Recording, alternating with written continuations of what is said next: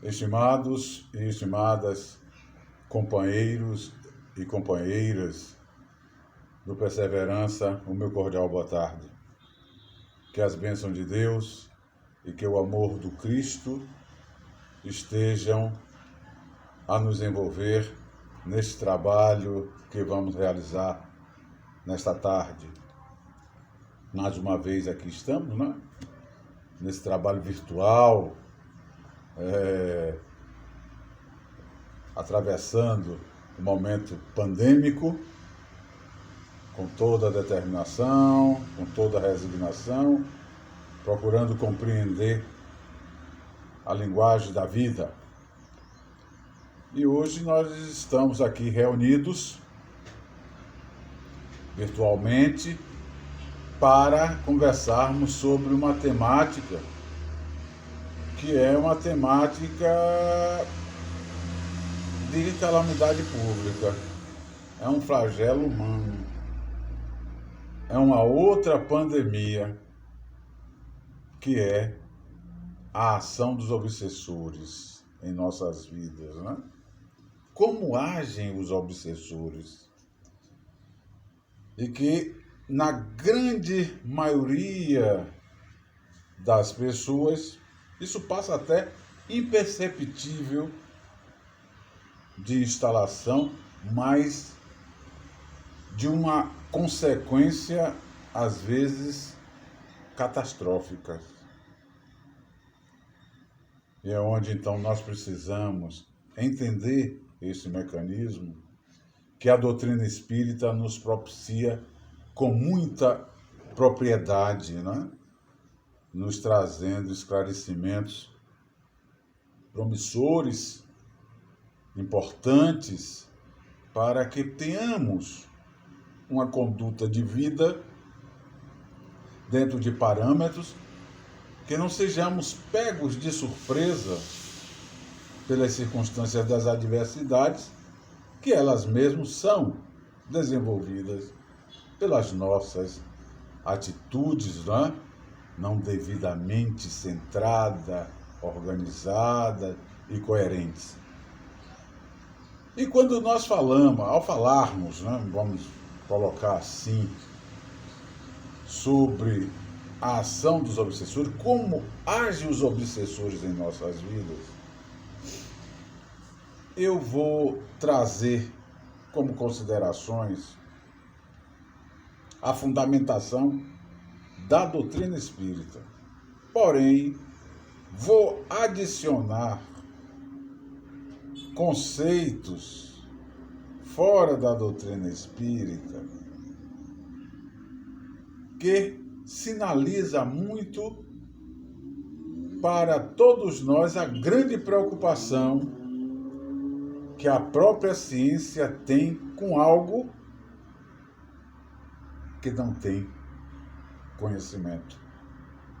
Como nós estamos vendo aí, nesse momento de pandemia, esse elemento invisível que é o vírus SARS-CoV-2, provocando a doença, a patologia da Covid-19, né? A ciência não tem um domínio, não tem um conhecimento mais específico, ou seja, não tem o conhecimento da história natural dessa doença ainda. E tem sido um transtorno, né? As buscas incessantes que está o mundo aí realizando para poder se chegar a uma forma que venha conduzir um tratamento, que venha conduzir um processo de imunização. Já esse outro aspecto, outra pandemia que nós vamos falar agora, que é a ação dos obsessores, a ciência tem se preocupado há muito tempo. Porém, a medicação que eles buscam é a medicação do efeito e continuam sempre elaborando. Mas é muito natural e nós vamos entender isso, correto?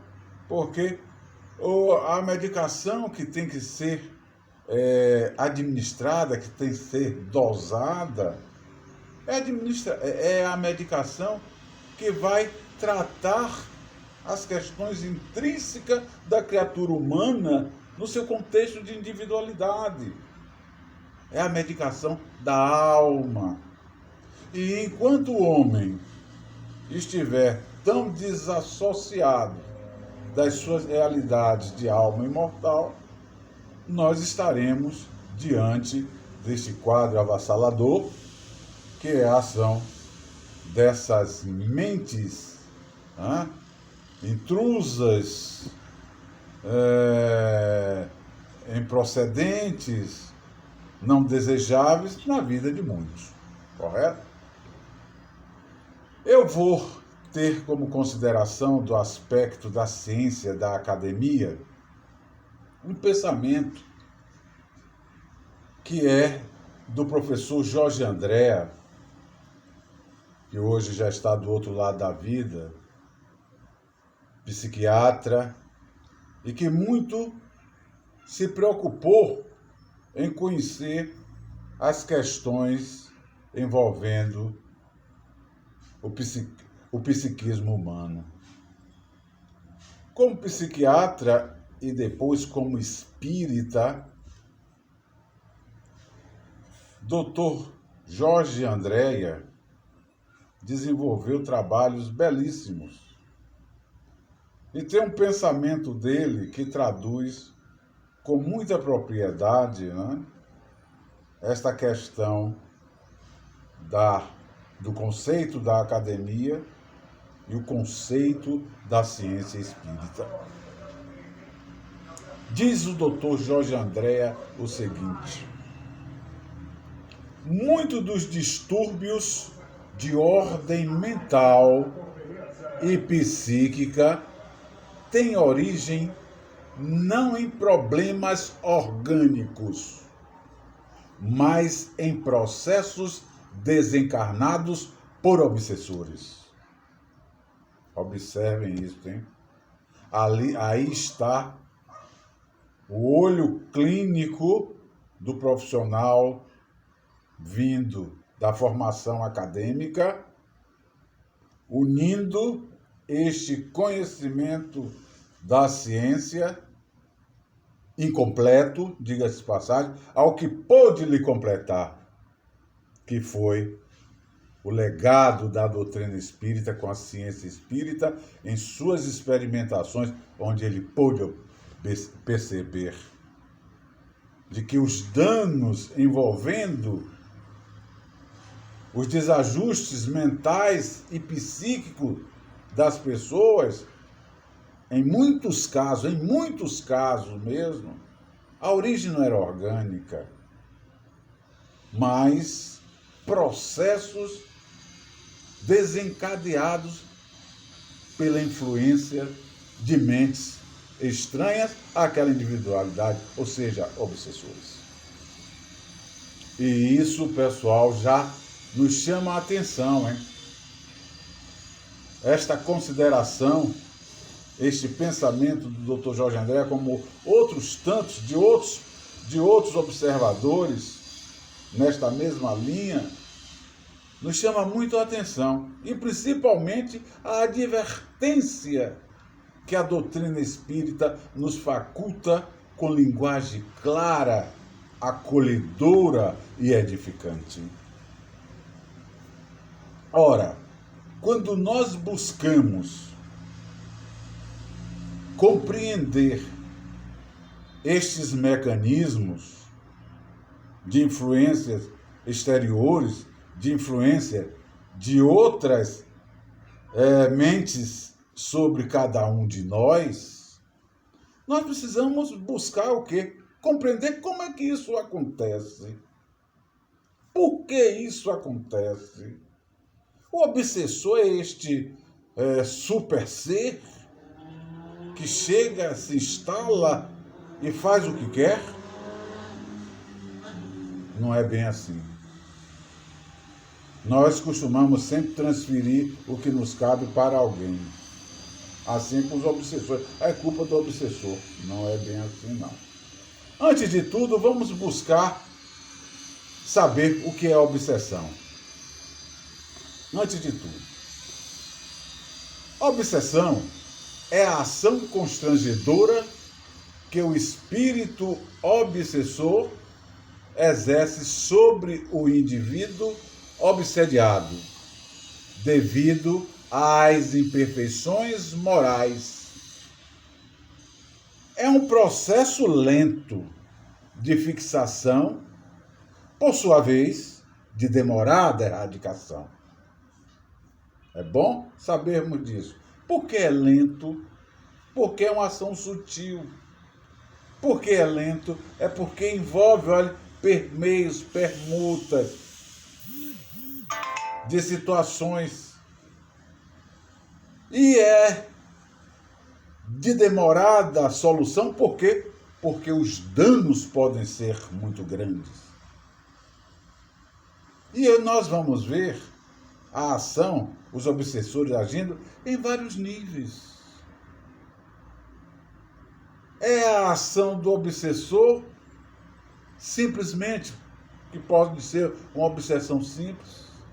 Quando ela se complica um pouco mais, vai para uma obsessão por fascinação. E pode chegar ao dano tenebroso de uma obsessão por subjugação. Todavia, é importante que saibamos que todos esses mecanismos, eles irão ocorrer em decorrência de situações. Quais são essas situações? Antes de tudo, precisamos nos conhecer. E conhecendo o quê? Nós, na condição de almas. Se eu olhar simplesmente o indivíduo circunscrito ao corpo físico, eu vou detectar o distúrbio mental, psíquico, mas atribuindo a ele como causa o que não é causa e sim efeito, que está circunscrito ao corpo físico, mas não é do corpo físico. O corpo físico está refletindo. E refletindo o quê? Aquilo que procede de quem? De nós como almas imortais. Então nós precisamos nos conhecer como este ser pleno, né, dentro da constituição humana, que compreende a nós como espírito, portador de uma energia que nos acompanha a vida fora, que é o perispírito. E quando chegamos para a vida física, adquirimos o quê? Recebemos o quê? Um corpo físico.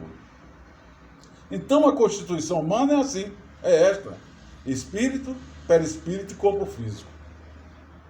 Quem é o espírito? Somos todos nós, é óbvio. Mas no conceito de espírito, princípio inteligente do universo. Dentro deste conceito, nós já começamos a ter o quê? A consciência das nossas responsabilidades. Que é o princípio inteligente. Então é o ser que pensa, é o ser que comanda. O que é que o perispírito tem a ver? Ele faz parte de nossas vidas. Porque o espírito é um ser imaterial. O espírito não é matéria, pessoal. E como princípio inteligente do universo e imaterial, ele precisa dos meios para poder estar vivendo no mundo material, no mundo físico. E ele vive no mundo físico porque é interessante, é para fazer festa, é para curtir férias. Não. Ele busca, ele vive tudo isso do mundo físico, que ele quer achar mais conveniente desenvolver, paciência, mas com uma finalidade. Todos nós existimos como espírito e vamos à vida física para participarmos do crescimento para Deus, participarmos da obra da criação. É esta a finalidade da vida. Então, o espírito, por ser imaterial, ele vai precisar de mecanismo para poder existir no mundo material. E o primeiro mecanismo que ele elabora para essa condição É aquele que vai estar mais próximo da sua natureza material, que é a elaboração do perispírito. Então, nós, como espírito, elaboramos o nosso perispírito. E como é que é elaborado esse perispírito? Se o espírito é o princípio inteligente, é ele que pensa. Ó, nós não precisamos de braço, não precisamos de perna, não precisamos de nada para se movimentar. O pensamento é o nosso grande móvel. Não? Então, o que é que nós, com o pensamento, retiramos do mundo? Como diz o Cristo, há muitas moradas na casa do Pai. E como tal, o mundo que eu como espírito, o espírito vai existir pela primeira vez, ele vai o quê? Retirar daquele mundo a porção material do fluido que envolve o mundo, ou seja, o fluido cósmico universal, que é único, e elabora o seu perispírito, a sua unidade material, que é semimaterial. Porque, olha, é fluido. Fluido é sinônimo de matéria, ou é sinônimo de o quê? De energia. Energia é sinônimo de matéria. E ele então elabora as suas energias sutis, que está próximo da sua natureza imaterial, por isso que ele é sutilizado, e tem as propriedades adequadas para poder, quando ele partir para o nascimento naquele mundo, ele vai ganhar um corpo físico que vai se encaixar a essa natureza perispiritual, porque é matéria tão quanto o corpo físico que ele vai receber, porém em situações diferenciadas, somente na estrutura atômico-molecular, mas é a mesma matéria. Então, o perispírito passa a ser o envoltório semimaterial, preexistente ao nascimento e sobrevivente à morte física. Por que sobrevivente? Ele preexiste ao nascimento, porque antes de chegar ao corpo físico, o espírito já elaborou o seu perispírito. E quando ele vai para a vida física, ele está ali o perispírito unindo o corpo físico ao espírito, vive, e quando ele passa pelo fenômeno da morte, ocorre o decesso do corpo físico e o espírito volta ao mundo espiritual com a sua individualidade, que é o seu perispírito. São suas energias que irão lhe acompanhar a vida fora. E aí entra o quê? Esse perispírito, esta energia sutil, é o registro de todos os feitos de nós como espírito, pessoal. Por isso que ninguém fica incólume. O ódio, o rancor, o mal que se pratica, nós estamos registrando em nossas energias perispirituais. E depois vamos ter que corrigir esses danos. Porque vai estar lá fixada, gravada em nossos perispíritos. É a nossa fonte de prestação de contas. Ninguém foge. Ninguém tira, ninguém transfere. O perispírito é onde se resiste a todos os feitos e ações geradas pelo espírito. E esses feitos e essas ações estão lá impregnadas. E quando o espírito volta a uma existência física nova, através de um novo corpo físico, que é um envoltório material grosseiro que serve de instrumento para o espírito cumprir os desígnios de Deus na dimensão física, as suas marcas perispirituais, ou seja, os seus registros perispirituais, vai modelar este corpo.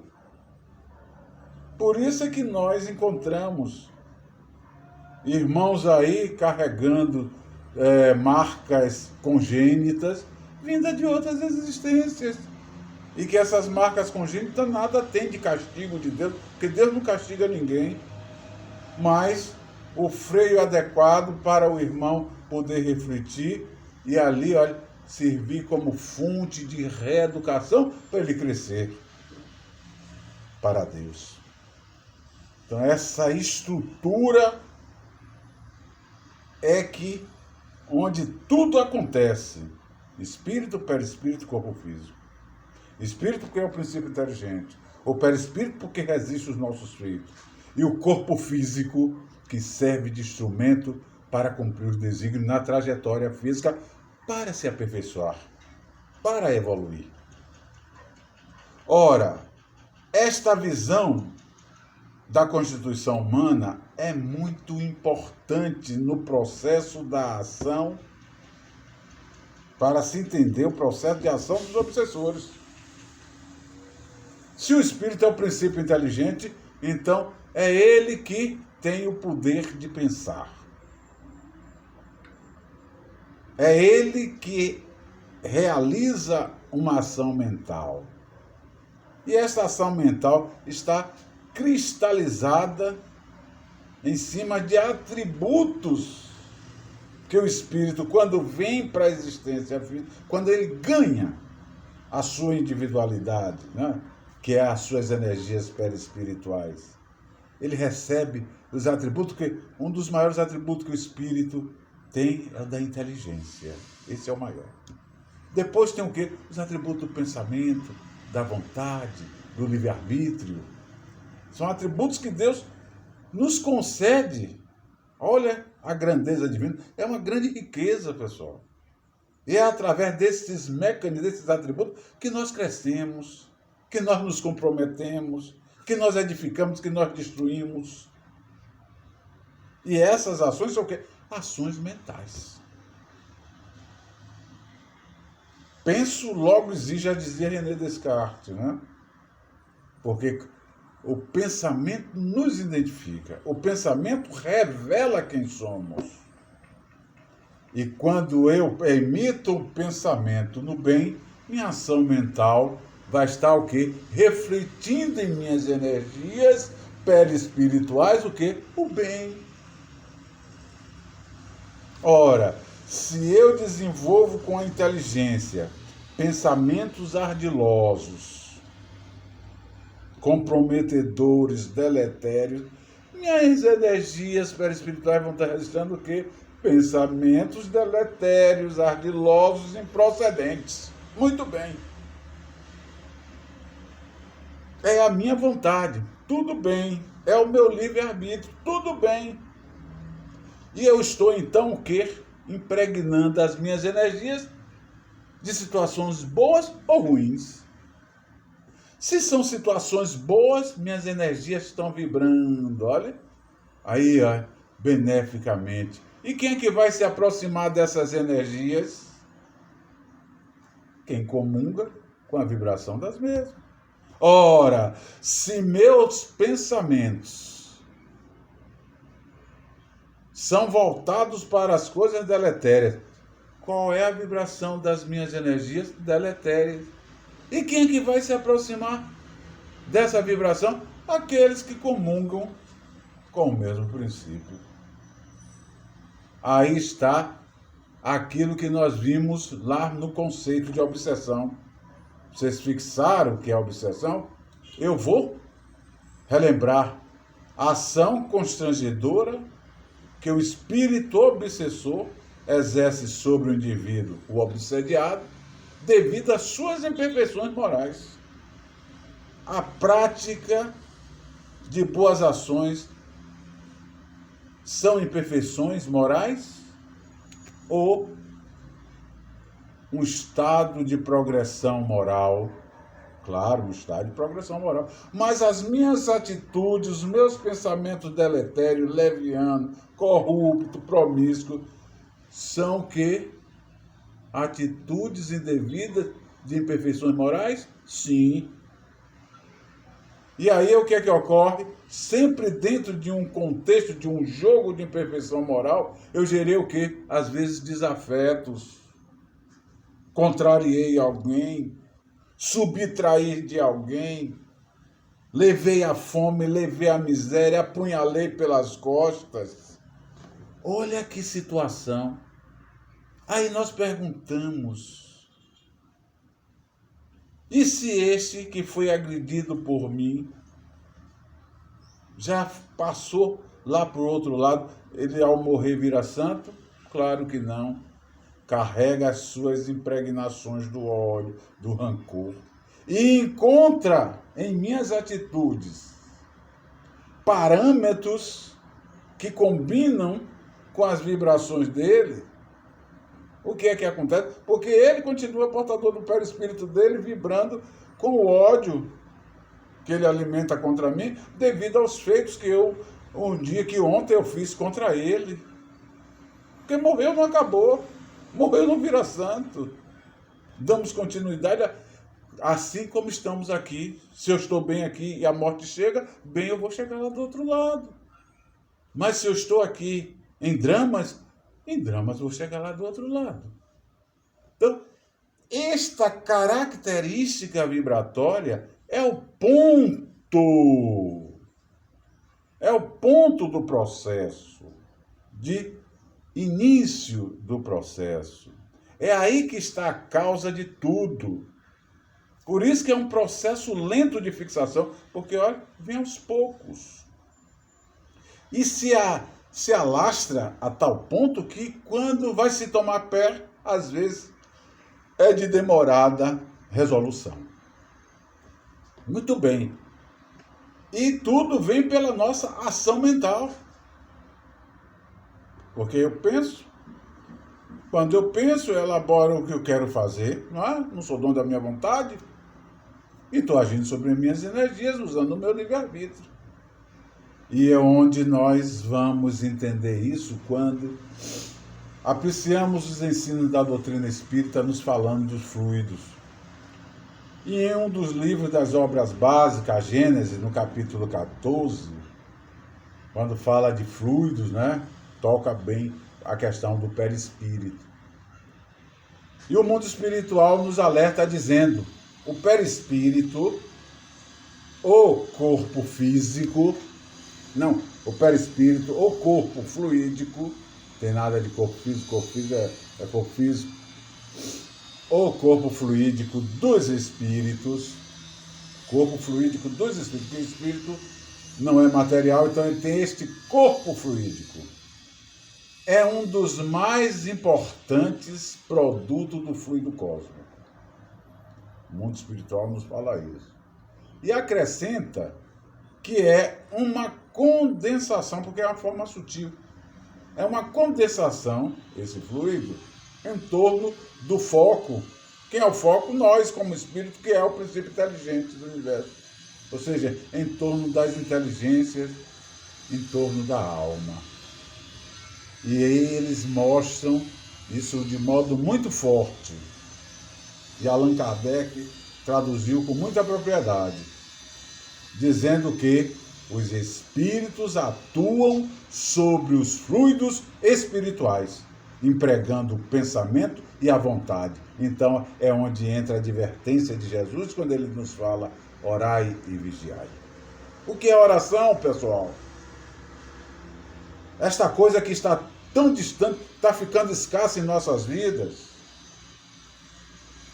O Espírito Lacordaire, no Evangelho segundo o Espiritismo, ele chega a fazer a seguinte pergunta: homens, por que vos queixais? Vejam vocês, por que vos queixais das calamidades que vós mesmos estáis a amontoar sobre as vossas cabeças? Não são vocês que se afastaram da divina e santa doutrina do Cristo? Não são vocês que abdicaram da humildade, tornando virtude muito escassa em suas vidas e adotando o orgulho, que é o terrível inimigo da humildade, como rota para as suas vidas? E o que é que pode acontecer? Sermos assistidos por nossos desafetos, por quem está primando pelos distúrbios, pelos conflitos, pelas angústias, pelos constrangimentos. É onde entra. Então, as nossas vibrações são as mais terríveis possíveis. Por isso é que nós precisamos estar atento, mas atentos mesmo, ao que fazemos, ao que pensamos, ao nosso nível de consciência, pessoal. Porque o obsessor nenhum invade as nossas vidas sem o nosso consentimento.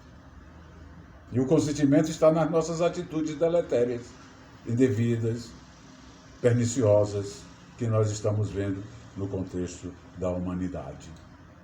E aonde vem, né, essas ações sutis por parte dos obsessores, daqueles que nos trazem o constrangimento, com uma intervenção simples, que nós podemos chamar de obsessão simples, processo de intervenção de ação simples, que é muito observada quando há pouca interferência nas correntes mentais do atingido. É aquela coisa, vou tomar uma cerveja para poder esfriar, que está muito quente. Rapaz, você não pode beber. Não, é só... Aí daqui a pouco ele se toca e diz, não vou beber não. Olha, houve primeiro um impulso. É sempre a necessidade de nós analisarmos a qualidade dos nossos pensamentos. Analise sempre o seu pensamento. Você conhece qual é o seu pensamento. E você vai, sabe, conhecendo o seu pensamento, você sabe o que é, se é um pensamento estranho ao seu. Então, se é estranho, tenha cuidado. Faça reflexão porque aquele pensamento está lhe assessorando. É assim. Nós sentimos a interferência estranha em nossas vidas, sim. Porque ela é sutil, mas é uma interferência nas nossas correntes mentais. Poxa, eu nunca fui disso, não está vendo que isso não é comigo? Não vou fazer isso, não. Olha, foi, mas voltou. Então, essa interferência nas correntes mentais do atingido torna ele consciente, né, de modo consciente ou inconsciente, esses impulsos, mas não vai ocorrer domínio. Ou seja, o receptor, quem está recebendo esses pensamentos, não vai ser dominado. Mas muitas vezes, o próprio atingido, isso é importante, reconhece a influência negativa daquele pensamento que não é seu e procura então se prevenir. E não. Isso aí não faz parte da minha vida, isso aí não é comigo, não quero saber disso. E aí começa o quê? A dar o basta, caminhando por onde deve caminhar. Correto? Começa a exercer o processo da prevenção. Olha, nós coibindo a ação de obsessores. Começamos então a prevenir. Possui aí o quê? Condição de luta e expulsa a ideia parasitária que deseja ser acolhida em nossas mentes. Isso é o desafio de todos nós no nosso cotidiano. Observem, né? Com aqueles comentários mais sutis que chegam, onde, você é besta, isso é aquele princípio do caminho mais fácil, onde muitos estão entrando e aí se comprometendo, porque aí começa, é simples, e aquilo vai criando corpo, aquilo vai se avolumando, daqui a pouco está em um processo, que é o processo da ação de obsessores por fascinação. Já é um processo mais intenso do que o anterior, e mais grave, pessoal, no qual as correntes mentais dos obsessores, né, aqueles que estão emitindo essas correntes, devido a encontrar em nós as portas abertas pelas nossas atitudes. Aí que é bom, hein? Frisar, porque o obsessor não nos obsedia quando eles encontram o quê? A correção. Mesmo no desafeto do ontem, eu aprendo a sublimar pela prece, eu aprendo a sublimar o ódio que eu tinha, eu já não tenho, peço a Deus misericórdia por ele, por mim, e isso vai se quebrando. Mas, se eu dou ênfase, não, é isso mesmo, morreu, mas não vale nada. Calma, hein? Será que ele que não vale nada somente, sozinho? Então, o processo da interferência, já descortinando a fascinação, é um processo mais intenso, muito mais grave, no qual essas correntes, né, esses obsessores, eles, com suas ações, com suas emissões distoantes, eles se colocam, eles se assentam na mente do obsediado, porque houve permissão. A tal ponto isso fazendo parte da estrutura do pensamento do indivíduo. É aquela coisa que fulano não pensava assim, rapaz. Olha, fulano agora com as atitudes. Interessante, antes ele não tinha nada disso. Não conhecemos esses fatos, não. E aí, quando mais adiante, nós vamos ver a derrocada. Infelizmente, é assim. Mas, quando nós vamos fazer o levantamento da coisa, o sujeito foi condescendente. É onde o indivíduo fica como que totalmente envolvido pelas sugestões e passa a não distinguir mais o certo ou o errado. Isso é triste. É como se a pessoa perdesse sua avaliação crítica. O que nós estamos vendo aí, em via de regra, tanto escândalo, tanta dor, tanto desencontro, né? Por essa falta de uma avaliação crítica em determinadas mensurações psicológicas, comportamentais. E este nível, né, de interferência por fascinação, isso leva a um crescimento tão gigantesco, essa fascinação, que ela desemboca em um processo por subjugação. Aí é uma catástrofe. É onde nós estamos vendo, às vezes, dentro das casas de saúde para tratamento psiquiátrico, às vezes doentes, pacientes que não têm nada de psiquiátrico e sim de obsessão.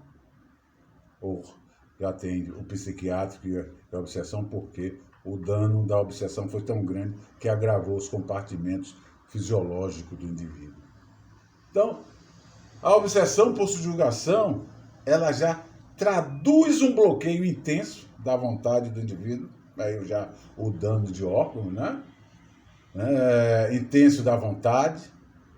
As resoluções do psiquismo estarão sempre subordinadas. O psiquismo é o que é a manifestação de cada um. Vai estar sempre subordinado a trejeitos, a isso e aquilo, por influência, né? Da mente intrusa, do psiquismo, para nos levar ao ridículo, para nos levar ao conflito. Tem tudo isso. Onde você, que era fulano, meu Deus, oh meu Deus, dá dó. É assim que nós, às vezes, nos colocamos, né? E não entendemos quando não conhecemos a criatura na sua plenitude. E esse processo, suas resoluções do psiquismo, estarão subordinadas ao jugo das correntes emissoras do obsessor. Já é subjugação mesmo, viu, pessoal? Já é subjugação mesmo. É uma tristeza. Já é subjugação. É esse estado. Então ele está submisso ao obsessor, que passa a comandar, subjugando o obsediado de modo integral. É uma alienação. É neste grupo, principalmente, que se desenvolve os conhecidos quadros mentais patológicos, que é o que nós falamos anteriormente. Por que se desenvolve os quadros mentais patológicos, porque a coisa começou lá simples, passou pela fascinação e chega à subjugação, onde já começa a ocorrer a lesão dos compartimentos fisiológicos do indivíduo, as estruturas e os segmentos anatômicos corpóreos do indivíduo. Esses quadros mentais patológicos, que nada tem a ver de uma doença, mas sim vindo por uma obsessão, nos quais muitas vezes a análise se torna de difícil avaliação. Isso para quem? Para a psiquiatria, porque vai encontrar, vai tentar detectar a causa e vai achar, compreender pela limitação, porque não é que a psiquiatria seja incompetente, mas ela está voltada aqui a conceituar, estudar e tratar as leis, toda a consequência gerada pelas leis que regem a matéria. E se ela não conhece as leis que regem o espírito, ela vai entender aquilo que é efeito como causa. É o que ocorre, né? E que muitos quadros, às vezes, se proliferam e se agudizam e, às vezes, tornam-se irreversíveis. Nestes casos, a associação entre obsessores, a obsessão espiritual e a doença mental faz isso, se imbricam de tal modo que os sintomas mentais se tornam definitivos. Olha aí, é a alienação. Pelas constantes demarcações do processo obsessivo. É essa tristeza que dói, né? E diante de todos esses acontecimentos, de todos esses fatos, nós temos a felicidade, né? A felicidade de ter, né? A felicidade de ter o quadro, pelo amor de Deus, que é um quadro doído, é um quadro que Deus tem a misericórdia. Mas temos a felicidade de termos o conhecimento da doutrina espírita para nos passar, com seu legado, nos propiciar, fazer a prevenção contra tudo isso. É onde nós vamos ver o espiritismo e o socorro que ele pode oferecer. E quando é que o espiritismo é esse socorro? Quando ele promove, ao promover, antes de tudo, antes que tudo se instale, as grandes advertências que o espiritismo nos traz. Trazendo inicialmente o esclarecimento do paciente. É fundamental. A otimização para que o mesmo adquira a consciência de responsabilidade. Olha, nas primeiras manifestações, ouçam o que o Cristo fala, orem, procure desenvolver e analisar se isso está certo, se isso não está prejudicando a grande maioria, porque o que é o certo e errado é tudo aquilo que vai de encontro à maioria. Aquilo que vai de encontro à maioria, que traz, mas só traz prejuízo para mim. Traz prejuízo para você, veja pelas consequências. Então, isso é a otimização para que o mesmo adquira a consciência de responsabilidade. A disposição de se recuperar através do esforço pessoal. Tudo isso o Espiritismo nos oferece, pessoal, nos mostra. E diz que é possível. Nos mostra a não utilização do mecanismo passadista. O que é esse mecanismo passadista? Isso Joana de Ângela que fala muito. O movimento passadista é de transferir para outro o que a ele é, o que dele, o que a ele pertence. Ele quer transferir para alguém. Não façam isso. O empenho para conseguir a própria transformação moral para melhor poderá aplacar o ódio e o ressentimento das suas vítimas do ontem, consequentemente, extirpando o processo da obsessão. E para que nós possamos encerrar esse trabalho redentor e gratificante, nós vamos ter o quê? A terapeuta espírita, a terapêutica espírita.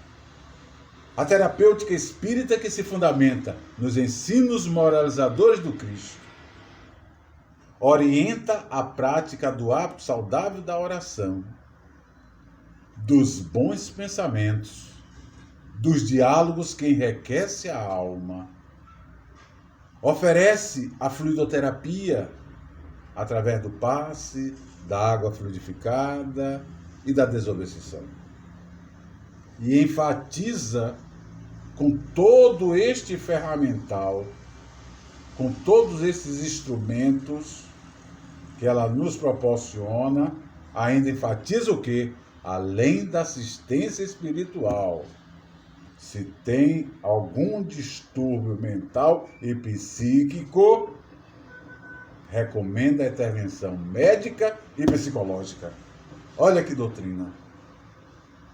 Então, a ação dos obsessores está na dependência direta das nossas condescendências.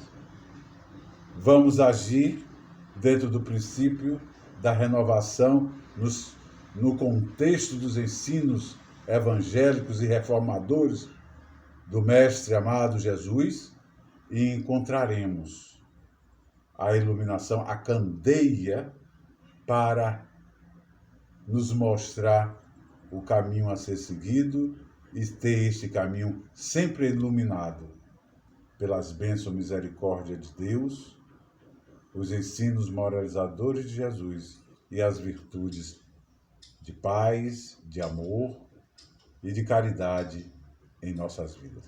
Ficam com Deus, um grande abraço virtual para todos e que em breve peçamos a Deus que possamos estar aí próximo, presencial, para trocarmos ideia, para aprendermos mais um pouco, tá?